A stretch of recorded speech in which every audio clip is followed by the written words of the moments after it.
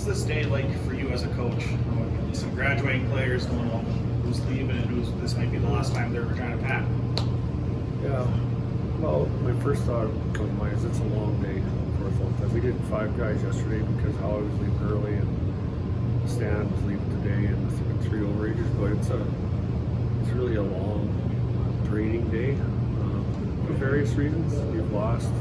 Some guys aren't coming back like the 20s. It's hard on everybody. So I guess that's where my mind or thought process goes. It's one of the longer days of the year. What do you tell someone like Connor who's preparing for draft day, an experience that? We just, we asked him about, the overall experience, what he thought it was going to be.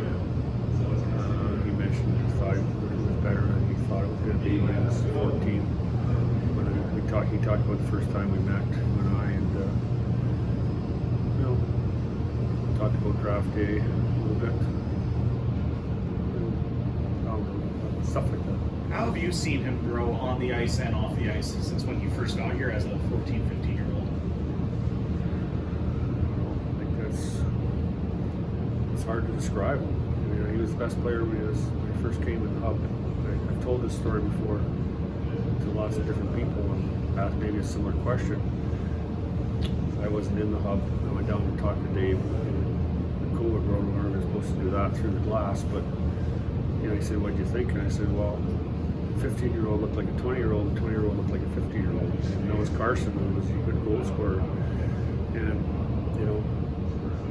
5 days later, just before it started, to Al Miller, he's going to be able to play in the under 18. I mean, you can just see it. So it's never changed. He's just gotten better. And then he was always mature with how he's brought up, etc. Always a hard worker, but we really saw, especially the last half of the year, just a step in speaking up and speaking out, and in a way challenging us at different times. You can't be asleep as a coach like Brad does most of the practices, and I'm listening to Brad and I don't even know the drill's going to be exactly when Connor asks him a question, because he knows it wasn't explained right. It's a unique, special experience that we can talk all day on it. But you kind of mentioned, but how did he handle wearing the C this year? Well, good. He grew into it. I mean, he wanted it, and he wanted to be the guy in all situations, and he became that. He always was going to be the guy on the ice per se, but he became that in his maturity and his ability to talk and ability to speak to people probably in the dressing room and you and I's conversations. He's a challenging guy, so you have to be ready for him. Going back to Monday night, what do you think was the big difference in the Monday's game against the Blades? Their overall depth. I think took its, just allowed them to keep playing the same way. More about injuries. They probably had injuries that their guys kept playing. We missed a Boria Vallis the whole series, and different guys were in and out a little bit. So, we always knew they were a good team. We always felt we could beat them. 7 games is what decides it. How do you think Connor handled the spotlight after coming back from juniors here?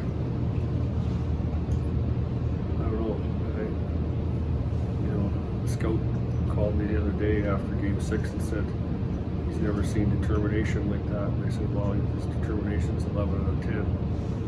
So, as far as I'm concerned, he handled the spotlight and a lot of extra stuff that should never happen to anybody. It's not necessarily spotlight. He handled it perfectly. With the best player in the country, did you have higher expectations for this team this year? Not necessarily, but we definitely wanted to make the playoffs and felt we had to. It really hurt the Whiteheads and the Spencers and the Vallis is not playing in the playoffs last year, and so it'll help them this year. So we had I figured we'd make the playoffs with him, and we'd done some things that, or did one thing that was, I felt would help us now and the future of the team, and making the trade for Sam Rempa. And it took Sam a while to get going, but he did.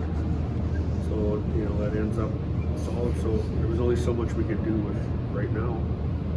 There, this time frame from the trade deadline on, and we'd done our moves, and we were pretty confident if we were healthy that we'd make the playoffs. So, and I, you know, I think that I expected or thought we were going to win a round, so we did, but you couldn't come much closer.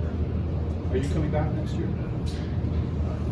I'm not going to get into that too much, but I'm going to be going to Salmon Arm next week and Red Deer the next week, so I got lots of work. Why are you going there? Tournaments, Scouting? Okay. management part of the job. There's not much downtime. Do you think right now Connor would fit into an NHL lineup? Oh yeah. He's not coming back. I mean, he would. I mean, the different things that you hear, I'll just sort of scuttlebutt if this organization gets him, what he's going to be doing. This is the non-hockey part that he's been besieged with here. Like, he'll be throwing the first pitch out there, and he'll be throwing the first pitch out there, and he'll be kicking a soccer ball for some soccer team there. Like you know, everybody plans and knows, believes where he's going to be. Is that what makes him such a special player in your mind? Well, I guess what makes him such a special player?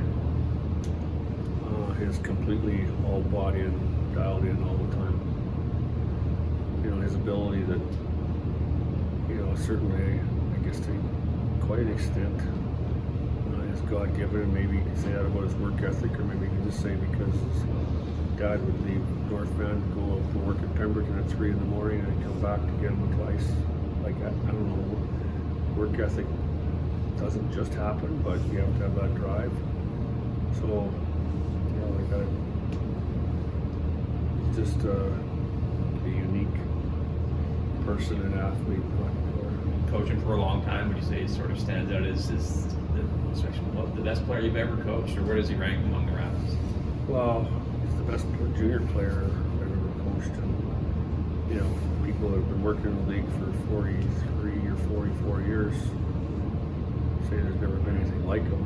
So, but I don't have much doubt, personal belief, that he's going to do it in the NHL, but I can't put him ahead of Solani or Chara or Alfredson until he's 17. But the places that they are, I won't be alive when he goes into those places, but he'll be close to that, I think. And what are your thoughts on the idea of hanging his jersey or his number in the Rapids? Yeah, that's not my department, so we got too many numbers retired now. I will say that I believe that nobody will wear 98, but retired, like, I don't know. We need to get some of those, in my opinion, we need to get some of those numbers back in circulation and still honor them. Like, I mean, Clark Gillies, a good friend, God bless him.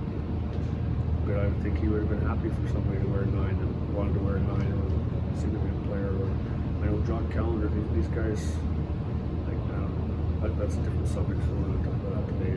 I don't really care, but I just think that there's only certain guys.